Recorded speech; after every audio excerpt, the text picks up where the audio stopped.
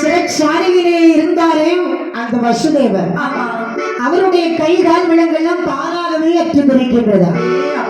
தேவியர்களும் சிறைச்சாலையில் அமர்ந்திருந்தாலே அன்னவனுக்கும் தானாகவே கைகால் விலங்கெல்லாம் அற்றுந்திருக்கிறது. சொல்கிறாள் தேவியர்கள், என்னம்மா? ஐயோ ஆதிகரைக்கிட பகவானே, பகவானே சண்டாள பாவி இப்பொழுது வந்தாயால் என்னுடைய குழந்தையும் அதை செய்டுவானே ஆண்டவா என்று கொண்டிருக்க வாய்ப்போல் அசரி வார்த்தை சொல்லுகிறார். என்ன சொல்லுகிறார்?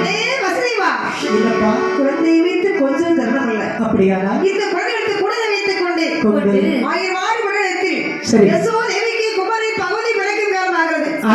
இந்த குழந்தை எடுத்து யசோதன் போட்டு விட்டு யசோதா தேவி அவள் பெற்றெடுப்பாளே ஒரு பெண் குழந்தை. அந்த பெண் குழந்தை எடுத்து அதே பூக்கூடைக்குள்ளே வைத்து யாருக்கும் தெரியாமல் இரவோடு இரவாக ஆண் குழந்தை அங்கேயும் பெண் குழந்தை எங்கேயுமாக நீ உருவாக்கி விட வேண்டும். மாற்றி மாற்றி படுக்க வைக்கணும். ஆமா, என்ற போது வசைவர் கூடையில மகனை எடுத்து வைத்தார். கூடையில மகனை வைத்து மகனை வைத்து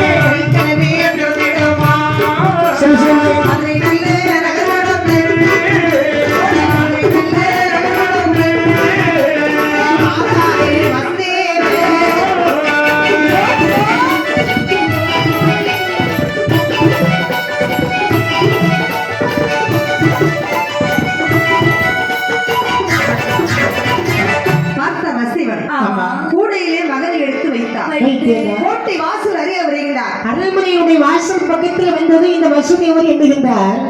1000 பேர் கிங்கிலியர்கள் சேர்ந்து அடைக்கக்கூடிய கல்கதம் அல்லவா இப்பேற்பட்ட கல்கதம். என்பது திட்டத்து திகைத்து நிற்கும் பொழுது பூக்கூடையில் இருந்தார் புகழுடைய மாயுலந்த கண்ட பெருமான் தன்னுடைய பிஞ்சு பாதத்தை கொண்டு அந்த கல் கதவு மேலே ஒட்டுகின்றார். அதாவது மலர் நகரை கிடந்தார். ஆடரவை சோலை சாலை நடந்து வருகிற போது ஓடிக்கொண்டிருக்கிறான் யமுனா நதியானது. யமுனை நதியை கடந்ததான் ஆயிரவாடி வட்டணம் போக வேண்டும் என்ற வசதேவர். இப்படி ஆற்றை நாமல் எப்படி கடந்து செல்வது? அப்படி என்று திக்கைத்து நிற்கும் போது பார்த்தாள் கங்கை என்று சொல்லக்கூடிய மங்கையான் இந்த யமுனா நதி அவர்கள் என்ன செய்கின்றாள்? அண்ணனுக்கு வழிவிட்டு கொடுக்க வேண்டும் என்று சொல்லி அம்மாவை வச்சு பெண்ணை பெரிய கொண்டிருக்கிறாள். இப்படிக்குள்ளே இறங்கி வருகின்ற போது அதாவது சாதி மலையாள வழிந்து கொண்டிருக்க சரிதான். அதாவது 5 நாள் கொண்டு அந்த மாயவனுக்கு வட்ட குடையாகவே பிடித்து நிற்கின்றதாம் அந்த ஆட்டுக்குள்ளே. மட்டுமல்ல தாயாகிய வத்திரகாளி அண்ணன் பசியோடு இருப்பாரு என்று சொல்லி என்று 10 நல்ல ரோமம் கொண்ட பத்திரகாளி அம்மையானவள் அந்த நாராயண பெருமாளுக்கு ஒரு நவல் தனி தான் கொடுக்கின்றாள். வாங்கி கொண்டு மாகாளி அனுப்பிவிட்டு சரிதான் பார்த்தார் வசதேவர் ஆடரவி சோலை சாகங்கள் வருகிற போது நேராக ஆயிரவாடி வட்டணத்தை வந்து சேருகின்றார் இந்த வசுதேவர். அங்கே ஆயிரவாடி வட்டணத்தில் யசோதேவிக்கு எப்பொழுது குழந்தை பிறக்கு முடிச்சுட்டு இருக்காங்க.